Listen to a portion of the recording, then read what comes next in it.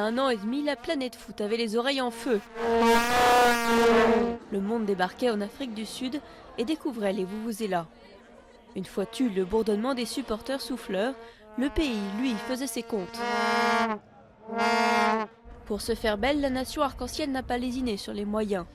Construction de 5 nouveaux stades, rénovation des aéroports, amélioration du réseau routier, mise en route d'un train à grande vitesse à Johannesburg.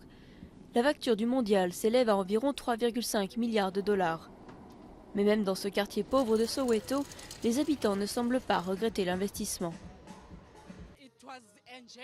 C'était super, c'était bien de voir des gens d'autres pays unis. La Coupe du Monde a été une très bonne chose pour l'Afrique du Sud, parce que notre pays a été mis en valeur, et c'est bien pour les gens qui ne le connaissaient pas. Publicité géante pour le pays, le bon déroulement de la Coupe du Monde a en effet boosté l'industrie touristique. Le nombre de visiteurs a augmenté de 15% en 2010. Les inquiétudes se concentrent plutôt sur l'avenir de certains stades construits pour l'occasion. À Johannesburg, Soccer City et ses 94 000 places s'en sortent bien grâce à des affiches du championnat de football ou les méga-concerts de U2 et Coldplay. Mais dans les plus petites villes, les stades ne font pas le plein.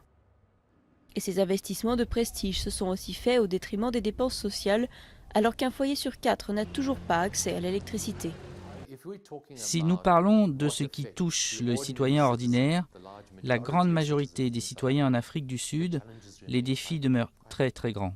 Nous devons y répondre avec la même vigueur que celle que nous avons manifestée pour organiser la Coupe du Monde. Voilà sans doute pourquoi le gouvernement a décidé de ne pas participer à la course pour l'organisation des Jeux Olympiques d'été de 2020.